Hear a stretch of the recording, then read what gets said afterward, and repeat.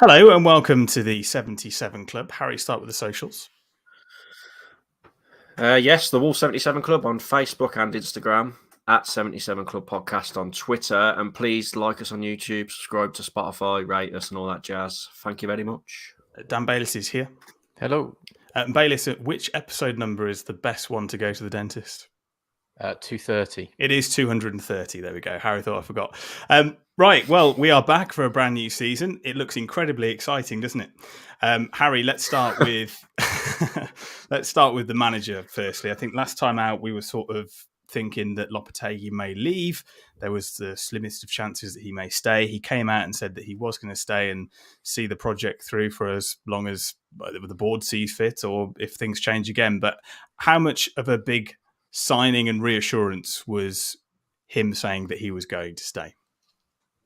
Well, at the time, I was absolutely buzzing because, as you mentioned, when we last did a podcast, it looked like he was going to be leaving because of all the issues of him being promised a certain amount of backing in the transfer window. And as we now know, he's not really getting that. So it was a big boost because he is a world-class manager, although he is annoying me a bit, which we'll probably get onto with how doom and gloom he's being. I know that splits opinions with the fans. Is it nice he's being honest? Should he just concentrate on the team and try and do the best he can? But yeah, mate, having Lopetegui is a much, much better thing for Wolves as a club than not having him. So I was absolutely buzzing that he decided to stay on. Dan, you buzzing too? Yeah, I thought it was the right thing, obviously. He got us right out of a mess. He actually made the team come together and win some really important games. That optimism's probably faded over the last few weeks. Given what's been sort of said on the range of different media outlets. The bookies have got him as absolute odds-on favourite for the next manager to leave his post, 13-8, which is terrifying, right? If he walks, it means that everything he was promised a couple of months ago, not even like a year ago, a couple of months ago, it's clearly absolute nonsense. We're going to get onto FFP, obviously, but it's just terrifying, right? Like, the poor bloke was obviously sold the world, told he could do what he wanted within the club. And that's pretty evident that he doesn't get to run the transfers. He hasn't picked his own team. He hasn't had any control over incomings or outgoings as yet. It's a bit like supermarket sweep in reverse, isn't it? Like, you know, you're grabbing everything going, yeah, you can have whatever you want to put that back. No, put that back. It's like shopping with your mum. Harry, he did that interview with Gillen Belag, very well-respected journalist on the continent. There was, first of all, that podcast was terrible audio quality. He needs to sort his microphones out. But like you say, it was very doom and gloom. I don't know whether there's a little bit of a language barrier thing, just getting to know the language, getting to grips with what you should and shouldn't say, because it is dissected by people like us and people in the proper media as well. Is that the kind of interview that he should be doing, though? It was strange, wasn't it? Because obviously we hadn't heard much. But first of all, it was one of the most boring interviews I've ever watched. Like, I was nearly falling asleep watching it. And we didn't learn too much. The only few things that come out of it that we didn't already know that he had said in like public press conferences was that he had no control at all over outgoings and incomings, which that surprised me. It really did. So he had no idea Raul was leaving, because I think he recorded the interview, I think a day after Raul had gone to Fulham. And also he mentioned about the club having a plan A, a plan B, and both of those had failed in terms of recruitment. So they were the only couple of things to come out of it. The guy who did the interview, he must have a good relationship with Lopetegui, and I'm assuming Lopetegui was just doing him a favour. And it was bizarre timing. I doubt Jeff Shee, Fosun, whoever, were happy he did it. But let's be honest, the relationship between Jeff Shee and Lopetegui probably isn't the best at the moment anyway, because they're probably against each other, really, aren't they? Because Lopetegui's been promised stuff and he's not getting it. But bizarre timing. People were like panicking when it was being previewed, and he was like hyping it up, wasn't he, that journalist, as if something mad was going to be said. But a bit of a damp squid interview, and I was very, very bored, to be honest, watching it. Bayliss, I take it you were the same. I mean, it was a very, very dour interview with not really much to say, and anything that was said had sort of been said before, and maybe a little bit more. I think the Raul thing probably took everybody by surprise a little bit. Yeah, I think all it really highlights to us is how little control the manager's got. And that's really the crux to take from it. Otherwise, it was a pretty nothing general interview that the bloke obviously wanted to get a few clicks out of and probably succeeded. That said, you can analyse the undercurrent of what was said, and I think that's where the real worry lies. A manager that's content and happy has clearly got control over his players, his staff, and what's going on at the club. It's absolutely evident that isn't happening at Wolves right now.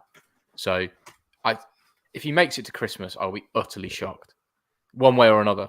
Be that through him walking and saying, "Well, you haven't backed me. Cheers, lads, I'm off," or dealing as he can with what he's got, which at the moment we don't know. There are some unknowns, and then we'll talk about it further. But given that there's been a lot of exits and not a lot coming in, we're a couple of injuries away from being in a mess.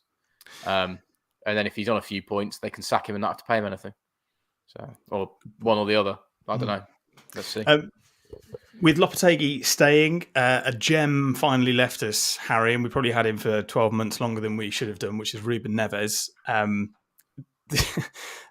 Incredible money for somebody in the last year of their contract, although the way the Saudi clubs are going around about it now, it seems like par for the course, but £47 million for Ruben Neves. I'm so glad that Barcelona didn't stump up any cash because, I think his heart was on Barcelona last year, let alone this year. But I think he's gone and created generational wealth for his family. We don't know how long he's particularly going to be there. He may be back in the Premier League sooner than we think, but a fantastic servant to the club.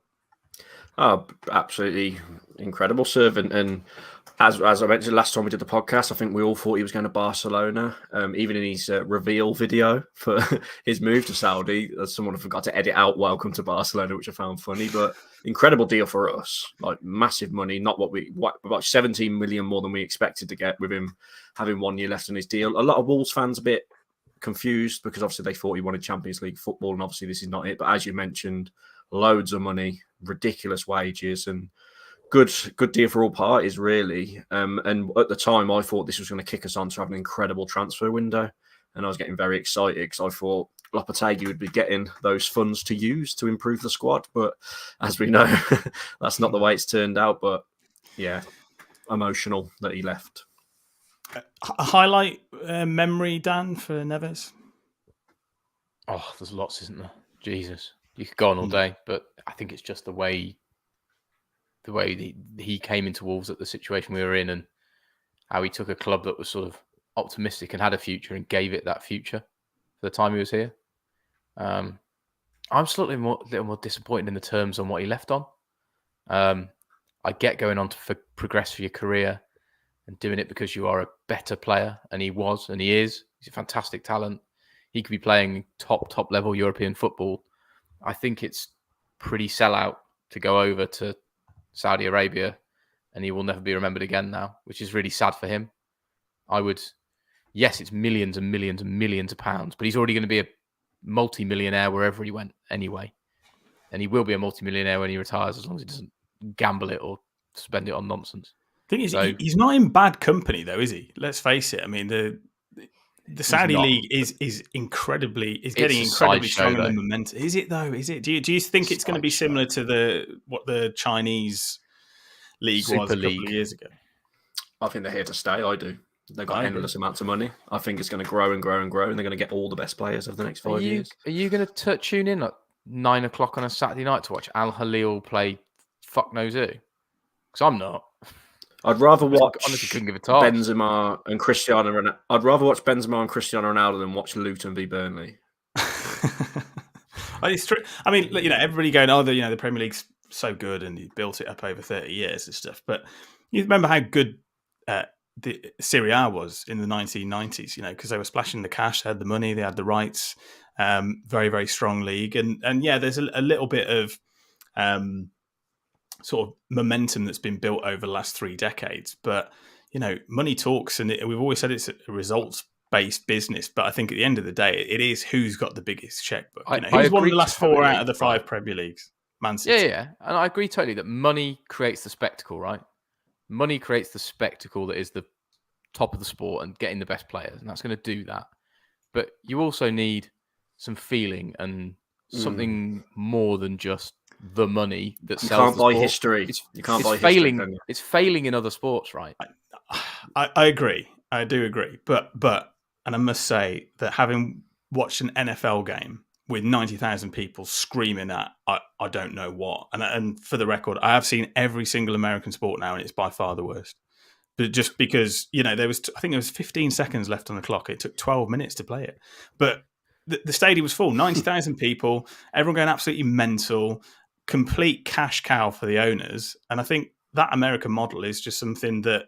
But it's different, right? You do lose the culture. And, we saw through COVID that having no fans... made a huge difference, but there's a difference between having no fans and having sort of legacy fans. But I disagree slightly, right? That's America's sport, right? It was grown, it was formed in America. That is America's sport. That's why everyone in America watches it, and it is popular around the world. But no one else plays people it. dip in and out, right? I've got mates that like watching the NFL, and they're all a bit weird. Virgins. They haven't had full sexual intercourse, Mackenzie. And same with like the IPL in cricket, right? That's done really well because India is a hotbed of cricket and it's brilliant because the fans love it. What essentially you're going to see here is some very wealthy oil merchants sit in a stadium and watch some superstars. There's no feeling to it. There's no love of the game. There's no passion for it. It's just going to be a load of people sat in a stadium. None of us are going to be interested in it. Can you name any of the other teams? How many are in the league? Al-Hilal? Well, that's where Neves went, isn't it? That's right. That's all I'm Al-Ali. Honestly, I give it. It'll happen like the China thing, right? Where a few big stars have gone there. After a few years, they'll realise they are no longer household names. They're completely irrelevant, and it'll. I don't mind like Henderson maybe, but I say Benzema. I know he's 35, but he's still in his pomp and he's still flying. But I don't mind people who are at the end of their career going over to get a bit of money. But like Neves. Is there any other players that are like in their mid 20s that have gone over? I don't really like that, but I can understand the Neves one because he said it's generational wealth, as you mentioned. But it's a tough one. But it could become an amazing league. We don't know. It's the MLS without the funny chance. I mean, unless they start singing "I believe we'll stun them to death," it's not really worth watching. Oh God! And don't even get me started on the sports washing because that is the worst bit about all of it. I mean, Jordan Henderson. Absolute hypocrite, right? Yeah, how can you go and align yourself and support a charity for all the years you claimed it and then go there? That's the biggest disgrace. Ignore the money and the sport itself or the fans or the love of it or whether it's football. It's the just repugnant nature of the sports washing that is now going to, we're talking about the football and the money here, but that's the real conversational point. There's a good comment on here, Stuart and Wolf, in terms of the SPL, which is the Saudi Premier League rather than the Scottish one. They'll bank on younger fans who follow players rather than teams. And I think now that has become more of a thing now, I think, is people going, oh, well, I like Man City because I really liked David Silva. Or, and they follow them. Obviously, Ronaldo, prime example. And, that's been going for a long time. David Beckham, when he went to Madrid, would have taken a big following for Brand Beckham with him. But we talk about money, and we'll be talking about ticket prices for Wolves games later. And the argument that we always have for not putting up prices or a reason to be angry at putting up prices that we go, wow, the real fans aren't going to be there, And what's the difference between that argument and the Saudi one? Because I can't see one. Because you go, well, you're pricing the real fans out of the game. We've been doing that for 30 years since the Premier League started. But now, the fans. But that's the difference, isn't it? Because we're saying, oh, well, these real fans, which are getting priced out of the game, I don't know who they are. There'll be people that can't afford to go, and there'll be people that can afford to go. But we will always say that, we're pricing people out of the market. We're going to end up with loads of tourists who are willing to pay the money once every time they visit the country. I don't understand what the difference is between putting prices up at Molineux and it being a problem because you're pricing the real fans out and there not being a culture that's been built up over generations in the Saudi League. We've got that anyway, right? The whole pricing out is in different worlds to what's happening with the Saudi Premier League. No, but my point is that in both scenarios, you've lost your real fans. I don't think you see what I'm saying? You see what I'm saying? I don't think you have. I mean, all of these big stadiums I've been to, like, regardless in whatever end I've been in, like Tottenham is a massive tourist stadium, right? I've seen it firsthand. But there is still a hardcore fan base. It is still massive majority actual fans of the game. the problem we've now got is that all the tourist fans used to just go to one club, and now they go to quite a few, which might actually probably help real fans, right? If there's 30 teams that become decent size and ends up being the Premier League's very competitive and it's a fight to go up and down and all that sort of jazz, it'll probably mean that the tourists have got more choice, so they'll dot themselves about and it'll help proper fans. The problem is how it tiers the leagues and stuff. You can slag off the Saudis all you like, but they've helped us so much with this FFP with that transfer deal, so I'm all for it. Is it one of those where we look back at 10 years when the decimated league and go, why did we do that? The real point, I was waiting for Sam to call me out on, was saying, what would you do if a Saudi tried to buy Wolves? Well, what would you do? I mean, to be honest, we're owned by the Chinese, so I mean, we haven't got much room for maneuver, to be honest.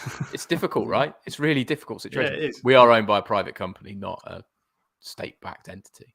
Quite. Quite. Not really. Well, they're all communists, aren't they? So I mean, do you think the Newcastle fans are arsed anymore? They don't give a shit anymore. Well, it's weird, isn't it? Because they're buzzing by Saudi. Norm at True Faith podcast, who I don't think he does anymore, said he was genuinely torn because he wants to go and watch his team, but I don't think he could quite align himself with what the PIF was about. So that links with Newcastle links with Al Hilal because they're like partner clubs, aren't they? So Neves could potentially go on loan to Newcastle or something if they want him. So there's another issue with all that stuff. But yeah, should we talk about other outgoings? Because we haven't just had Neves. Yeah, so there've been quite a few. Ones we got no money for would be Diego Costa, Moutinho, Adama, who I believe has been offered a place at Villa. That's what I saw today. Seems to be doing the rounds. Not sure how much substance there is in that one, but it makes sense. If he lives in the area, he needs to train, he needs to keep fit. Potential. It's a no-brainer probably for Villa, isn't it, Harry? I mean, we know what he's all about, but he's been there before. Well, I'm really shocked that I haven't heard that yet. I thought Traore would end up in Saudi just because I think he just thinks he deserves so much money, which is why he never signed a contract with us because he wanted too much. I think Napoli have tried to get him, AC Milan, and obviously the deals have fell through, which I think is because he probably wants massive wages because, as I mentioned, he's got really high opinion of his own ability, which, on his day, he can be very good. So I'd be shocked if he went to Villa unless they pay him huge money. I was going to say, do you think the money thing for Adama, Dan, is more that he wants to be the highest paid player at a club? And I mean, if he goes to Saudi, then he'll be earning a very lot of money. But maybe not decide to, he hasn't got he has got the X factor, hasn't he? But he's not as recognisable as maybe some of the bigger European transfers. I think maybe he overestimates his own quality, and there's nothing particularly wrong with that, right? You've got to back yourself in professional sport to get to as far as possibly can, and he wants to move on. You'd re-sign him though, wouldn't you, Bayless? Let's be honest. Yeah, 100%. Yeah, you'd do that in a heartbeat. So Villa's not a bad move for him. Villa are a team on the up with a great manager that are spending money on top quality players. All right, calm down. We don't want to talk about Villa. Ryan Giles has made a move to Luton in the region of sort of £5 million for him there. The big move, really, for fairly decent money, Harry, is Nathan Collins. But I want to go on to Dan because Dan was always saying what a great player Nathan Collins was. I just want to know why it didn't work out. It's just a shame, isn't it? He just flopped. It is, It's a real shame. I watching him play the season before, I thought he was fantastic, but he flopped playing for Wolves.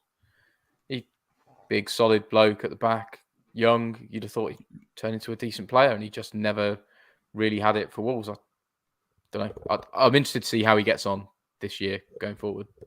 Harry, thoughts on Collins? He came in with, I know that it was a fairly underwhelming transfer window last year at the point in which he signed, so we probably looked at him a little bit differently because he was the only one that we could look at that was new and fresh and potentially exciting.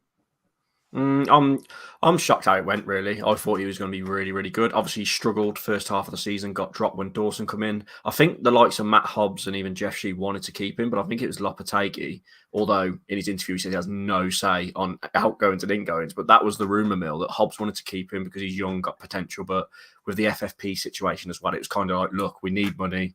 We're going to get a little bit of profit on him. He has underperformed, which he has, let's be honest. He had a few howlers, especially towards the end as well, when he gave him another chance. So, yeah, shocked. I personally would have wanted to see him stay if FFP wasn't an issue, because we just need defenders for a start. And I think he's going to go on to have a fantastic career. I just think he's so young and raw. He's going to make mistakes, but once it clicks and he gets a bit older, he'll be a monster. He's got all the ability. Well, this is what does make sense to me, Dan, is that, you get a £35 million bid from Napoli for Max Kilman, who's 26, 27. Arguably, you would say they're on a par. I would probably put Nathan Collins as a better defender, although still quite raw because of his age. Does it not make sense that if Matt Hobbs wants to keep him because he's got more potential, sell Max Kilman for £12 million more, 12 million quid more off FFP, and you've still got the same amount of defenders? Yeah, it's an interesting one, really. I think something must have happened with that transfer for it not to have gone through. Given my current opinion on Fosun and where they are, it's a really weird one that hasn't gone through. Unless he's the sort of player where they're still paying him peanuts. Unless he's still on 20, 30 grand a week and not on the 80, 90, 100 grand a week. And that's why they want to keep him. That's the only reason I can see. It's a good chunk off the wage bill, isn't it, with Moutinho in there as well, Harry? I imagine Diego Costa would have been on a fairly hefty whack as well. Obviously, Raul Jimenez goes. The king is dead. Long live the king. I think he was world class, really, before that injury, that horrific injury. And it was never the same again. I think Fulham's bid took everyone by surprise, didn't they? I mean, nobody saw that coming at all. If you'd have told me that Raul Jimenez was going to move to a Premier League club, like when we last did the podcast, I'd have laughed at you. I mean, it's a bit of a risk from Fulham, but obviously it's a cheap little punt, isn't it? $5.5 million. I think they're losing Mitrovic, aren't they? So, knowing our luck, the way it's going for Wolves at the moment, he's going to have an absolute blinder. I can't see it, but just the way it's going for us at the moment, he'll end up bagging like 18 goals from or something, and we'll shoot ourselves in the foot. But what a move for him.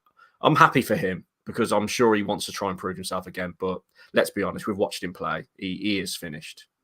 But yes. No, he's Mexican. Pedent's potentially going to leave. He's unfollowed Wolves on, I think, Instagram.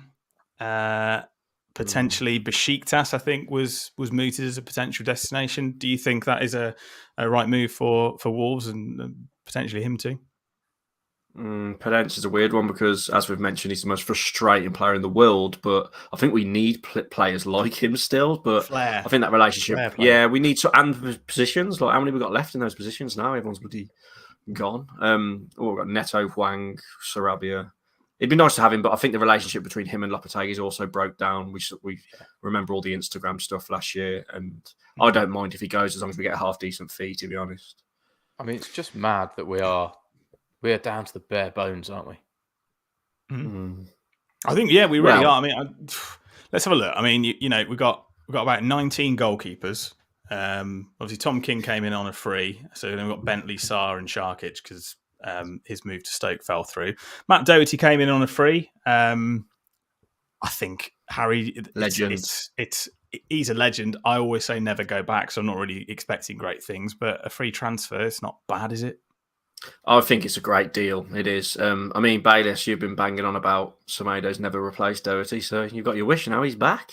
Would you start Doherty over Semedo? That's the question. I still have that opinion of never go back. That's my one. But don't you think it's a? I know is he 32 now, Doherty? So he's not past it. A free transfer. He knows the club. Obviously, he was okay at Tottenham. Wasn't the best. Didn't do enough at Atletico Madrid. But he's great cover. But from looking at his quotes when he signed and watching his interview and that, he's talking like he thinks he's going to start. And I know in the preseason friendlies, which we'll talk about, he's been coming on off the bench. And funnily enough, he actually improved us quite a bit when he come on against Celtic. So I think this is going to work out okay. Although, did you see his interview after the Celtic game? Very harsh. He was quite honest about what was going on behind the scenes. So like he was not like on the Lopetegui sort of mood talking about what's going on behind the scenes. So it's weird, isn't it? Because it always it tears at your heart, plays at your heartstrings a little bit when they've got the promotion picture of obviously that promotion side lifting the championship trophy, and obviously everyone had gone, but then Doherty came back. So you just like scribble out the black and white where they got rid of him.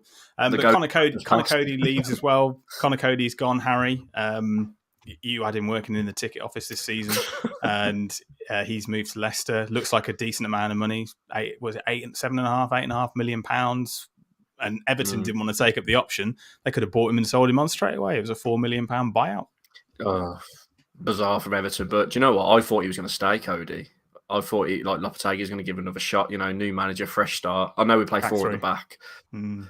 Yeah, he obviously wants the back 3, but it's a good move for him. I know he's dropped down a league, but it is a very good move for him towards the end of his career. And he'd already said his big goodbye when he went to Everton, hadn't he? And I suppose with what had gone on while he was at Everton with the family and that, and he fell out with Bruno Lage, didn't he? And things like that. So not shocked it happened, but if you'd have put a gun to my head and said, is Coady going to stay like just after the season finished, I thought he was going to come back to us and start. But what a servant, but good luck to him. I think you've been a bit harsh there, Harry. He's only 30. I mean, end of his career.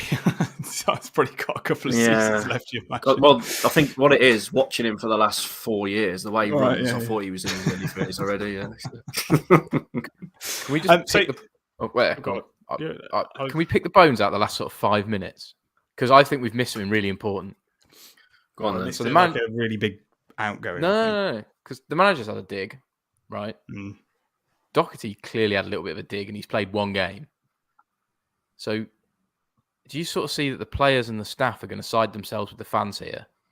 Because if it turns sour and we don't start well, it's going to become us versus the ownership, the board. Bayliss, it actually feels like that already, I think. I think it actually feels like to me now, it's like the manager, the players and the fans versus Jeff Shee and Fosun. That's what it feels like at the moment to me. I think the players and the fans are on the same like wavelength and they just want Jeff and Fosun to sort it out and back the manager. Well, I'm going to say that I'm on Fosun's side in all this because every single transfer window we go, Fosun out, they're not doing anything.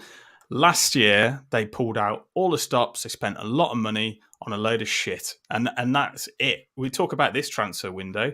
What, 45 million for Cunha? Pushing maybe £9 million for Traore.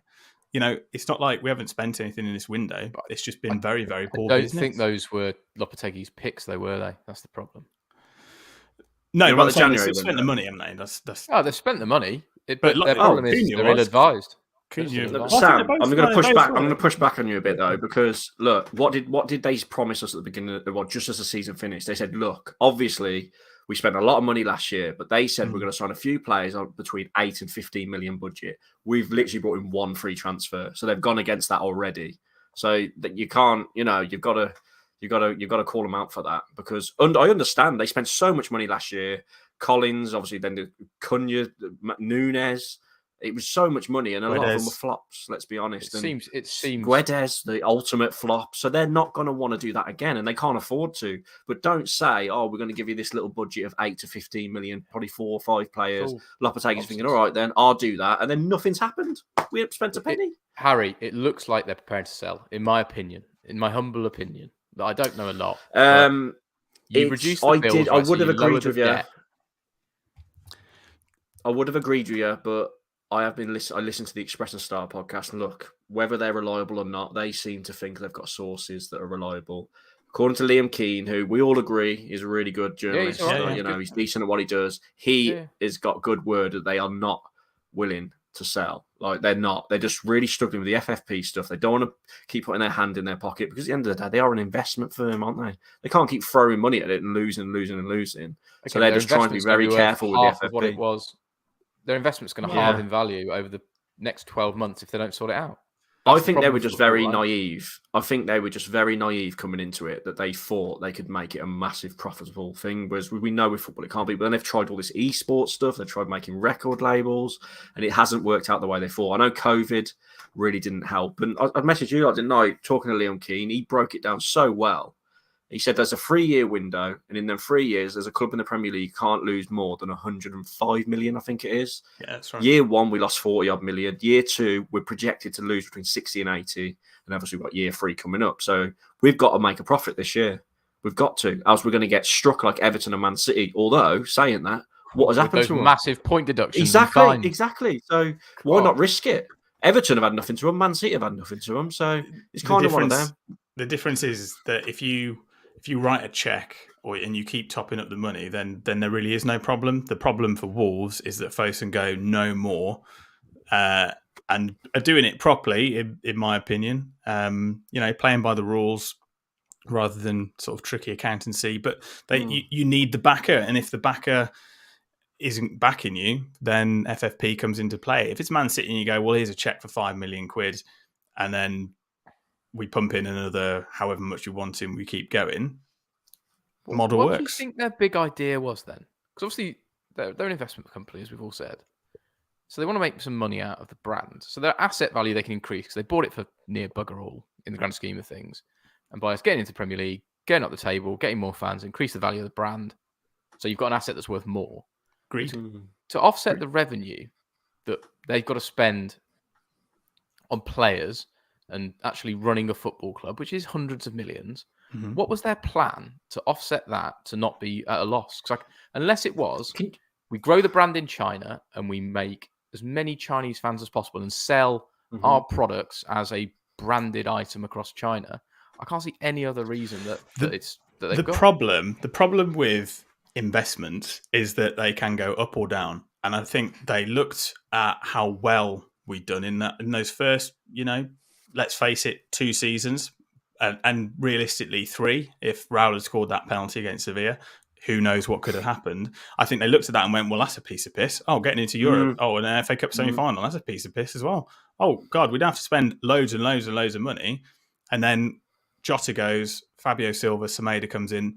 For me, poor business in terms of the transfer fees paid. Not that they're bad players. I'll be judging Fabio Silva at the end of this season, by the way.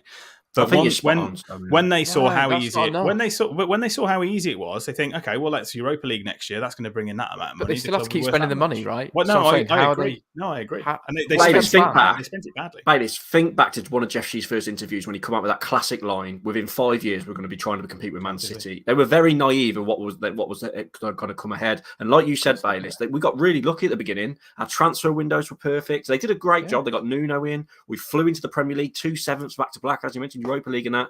And then when it started going a bit tits up and some of our signings were a bit unlucky, relying on Mendes a bit too much, they thought, oh shit, this is not as easy as we thought, as you've mentioned. And Jeff Shee definitely has made some mad decisions. And I think a lot of them have been because, as you mentioned, he had such a good start. He got a bit too cocky and confident. And in reality, he knew about as much about football as I know about netball when he first come in. So, it's one of them. You're going to have some bad decisions. You can't be perfect in football. You're going to make mistakes. And they've made a lot lately. They have relied on the wrong people in places. It's evident, right? We've got a bloke that is essentially a nightclub owner that was in it for the cash. He was. Of course he's in it for the cash. Was he in it for the love of the game? No, he was selling us.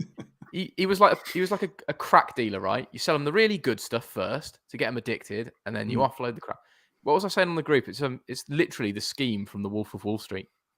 Do you remember the scheme when he tells about how he's going to sell the stocks?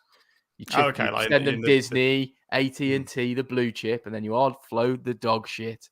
When they're addicted, you offload. Well, I think after the Guedes thing, I think that they publicly come out, didn't they? And they said we're not going to rely on Mendes as much. I think after the Guedes one, they were like, "Sod this." He did, like you said, we had some really good stuff from him, but he's starting to be worse for us than good now. Mendes, there's no doubt he's been incredible for us, especially early on. But now they have openly gone away from using him, which I think is the right decision. But it's took a bit too long. I think. Then you've got to say we back the manager.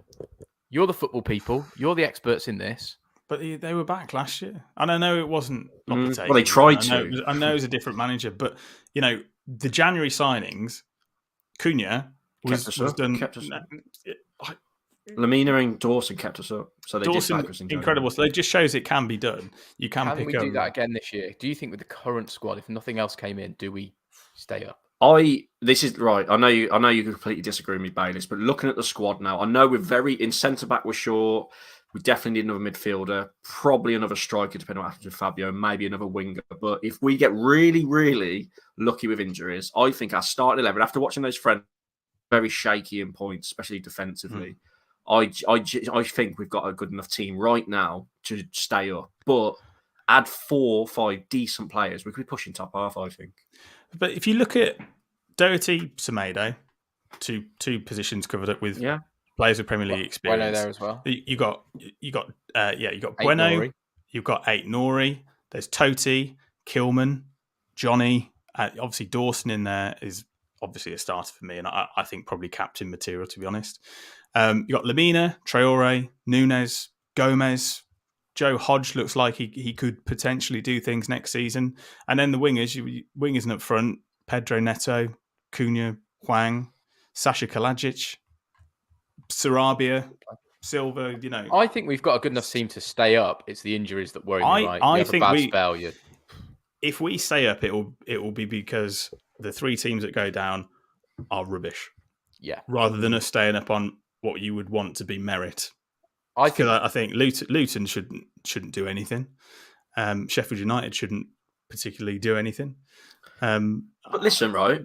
Apart from Neves, of people we've sold, who were any of them starters? No. Were any of them in the starting 11 towards the end of the year? No. They were all on the bench. Adama's did do it. On and off. On and off, wasn't he? He was an impact player. He started I'm agreeing here, game. Right? I don't think we'll go down just purely on the basis of look at the teams that are in that league. Bournemouth, Forest, Palace have been awful and Zaha's gone.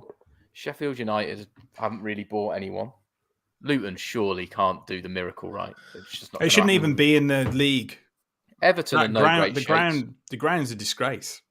Brentford were sliding away towards the end of last year, and Fulham haven't recruited overly well, and Mitrovic has buggered off. There's 20 goals they're not getting. That's a good point. So just to try and be a bit more slightly positive as well, just from watching those friends, I know it's a little small sample size, but I generally think Cunha, Sarabia, Nunes, I'm not going to mention anyone in defence because they have looked a bit shaky, but those 3, and Fabio Silva if he stays, because it doesn't look like he wants to, I think they're going to have fantastic seasons. They look hungry, especially Cunha. He's like against Celtic. I know he can't hit a barn door, but he was trying. He was, he wants to be here. Nunes looks like he's really up for it as well. Sarabia, he had his twins, didn't he, towards the end of the year? Like we said, he went missing. He only had a few good performances, but I think he's got the potential to have a great season too. So going forward, I think we're okay. It's just defensively that worries me a bit. The thing is, it's not the defence that's a problem. It's 31 goals in 38 games, which is the problem. That's the problem. Scoring. At least goals. we have got more strikers this season. That is genuinely true, right? We've certainly got taller strikers. I think Fabio Silva, I think this is his season. I'll go on the record saying it now. He was 21 2 weeks ago. You forget how young he is. He's been, he's 18 when he came. It's going to be a complete change the game when he come on against Celtic, Sam. 100%. He changed the game. Him and Cunha had a good little understanding going when they went against Celtic. I know it's only like 10 minutes towards the end, but for them to get a partnership going, and as you mentioned, Sasha, how many goals will Fabio get? I think he can get 15 goals. No, I won't get that mad. I don't know, but it'd be interesting to see who plays. I know Sasha is he fully recovered? We was on about a documentary before we come on, wasn't we? Have you watched it? Oh yeah, False Start is the documentary. I've seen a couple of clips of it. I genuinely just thought it was going to be him getting injured and then like 2.5 episodes of him trying to get on a treadmill, and I genuinely thought that was it, because I don't know how you can make a documentary over somebody doing their ACL for the second time. Makes no sense. I watched it and it was good. It was just the main bulk of it at the beginning was just about, like, they were just showing the footage of him signing and that, and how excited he was. And what I found interesting about it, they went behind the scenes because there's all rumours, weren't there, that Bruno forced him to play and he started too early and that, and he'd had a previous ACL injury, hadn't he? Which was not good. But Bruno just come up to him and said, look, do you want to play? And he said, as a person he is, he's always going to be like, well, yeah, I definitely want to play. So he blames himself. He doesn't blame anyone else. And it was just a freak accident. And is that not really stupid? Yes. You've got genuine PhDs sat there going, oh, we're looking after these boys. And then they've asked the lad that probably is as thick as 2 short planks not to. Well, I don't know. He seems pretty switched. I mean, it was quite for the thing. Funny. Oh, he seems. I'll tell you what. When he was coming round from surgery and obviously quite high on painkillers, when he goes, we've got Liverpool next. You'll never walk alone. I can't even walk at the moment. Thought it was a great line. He seems to be a good, funny person. Good to have around the dressing room. What I will say is he is such a nice bloke. Like, I really wanted to do well because he is one of the nicest footballers you'll ever see when you watch him in interviews and that. So I hope he's a different player that we haven't had for ages as well. He's like a big beanstalk, obviously can get up in the air. And I listened to the Express Star the other day as well, and Liam Keane was saying he watched the behind closed doors friendly against like Man City's under 23s, and Kalajic was up front for us. And he said, obviously, he's under 23s friendly, whatever. But he said he looked really good, like holding the ball up, bringing people into play. So it's that different option. And he does know where the goal is. Like, his record's half decent. And we've just got to keep our fingers crossed that he can be good. Because as Bayliss mentioned, at least we've actually got a few numbers of strikers in there now. And he is fully fit. He is. Well, he needs game time, doesn't he? He needs to get, he needs games, definitely. Yeah. Bad injury. Do we think Alex Scott will sign Harry? Because I think there's rumours going around that Bournemouth is a potential destination. And obviously, we were taking the piss out of Bournemouth a minute ago about them potentially going down. But I mean, they're beating us transfer targets at the moment. Yeah, well, this is the mad thing because this has been a saga in itself. We put about 3 offers in, didn't we? And it's fell through, and because of FFP, it don't look like we're going to get him. I think it's Lopetegui that really liked him as well. So, yeah, I'm fed up of hearing about it. No, I'm fed up of hearing about it. To be honest, I just want to get him in. If we're not, we're not. But he does look like a really good player. But as you say, it looks like now he's going to go to Bournemouth, which is just going to wind up the Wolves fans even more. Well, yeah, exactly. I mean, I don't know why we're not playing Nunes in central midfield. That just does my head in.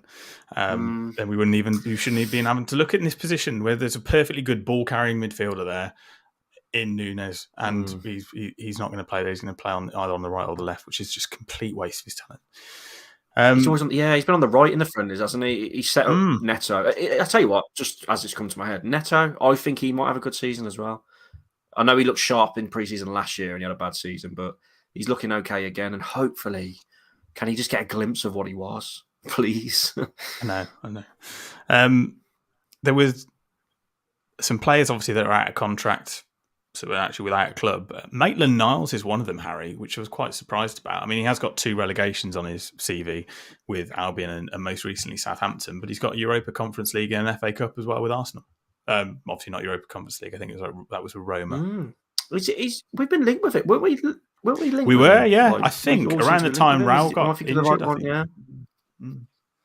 It seems like a no-brainer. I'm sure if they wanted it, they'd have snapped him up. Yeah. I'm sure if they wanted, they'd have snapped him up by now, wouldn't they? Is he a left back?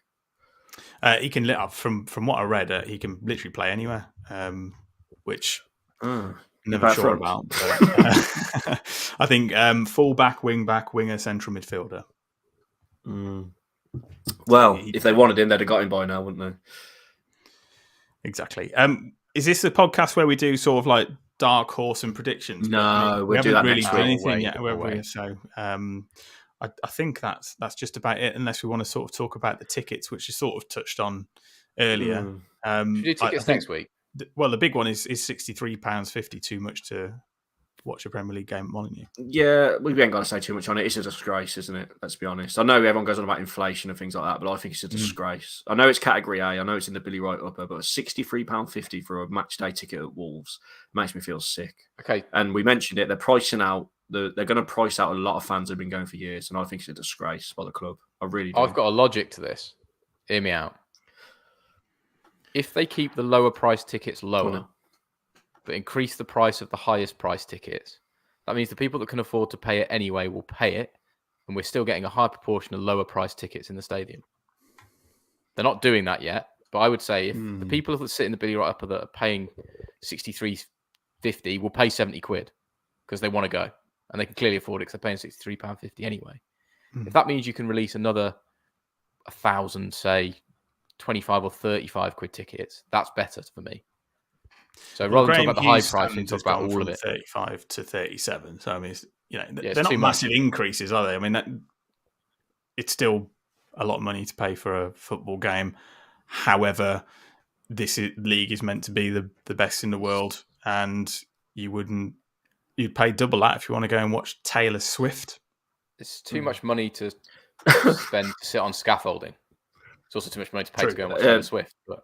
On scaffolding, Bayliss, are you too bothered about there being their lack of paint around Molineux? So that was all kicking off the other week.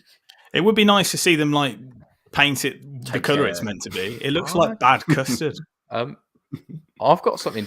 The only photo I saw were of some bollards by the tunnel. Yes, that's the one I saw. I reckon that probably falls outside the club's land, and it's a council issue. Do you know one thing they have got right this year, which I'm buzzing about? Well, I'm exaggerating.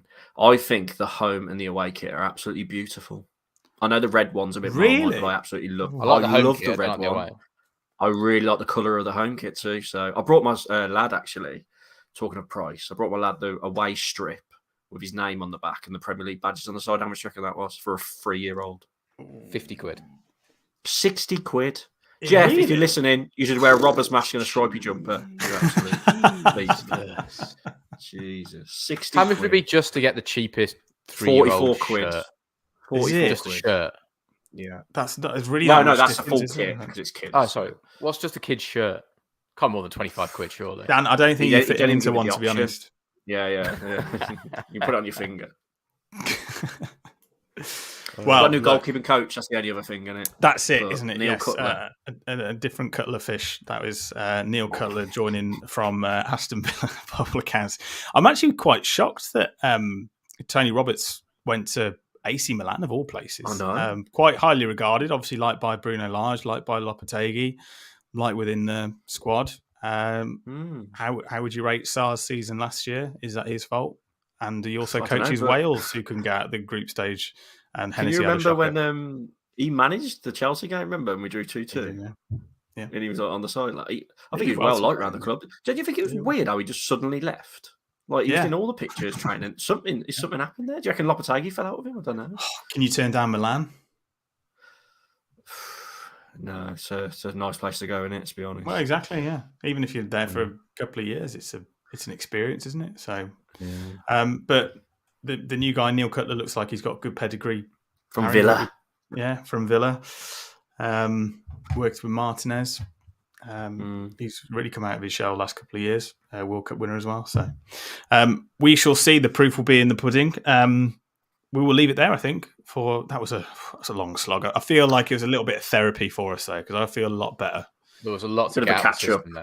It was, yeah. I can't believe how much we agreed, to be honest. I know, yeah. I know. I kind of wish Jack was here this week because he's the most doom and gloom I've ever seen. Don't you agree? Like Jack's usually quite positive. Yeah. He is so doom and gloom about Wolves lately. So if he's on next week, it'll be interesting because I think he's give up, and he thinks we're gone. Yeah, he thinks we're goners. So I'm most excited about not getting rained on next season. That's move seats, breaking news. So actually going to watch the game from a point of view where you know which way the ball's going. So that would be nice. Right, okay, we'll say goodbye to Harry Mansell. Yeah, good to be back. Thank you, and see you next week. And Dan Bayliss. Cheerio. And it is a goodbye from me. Goodbye.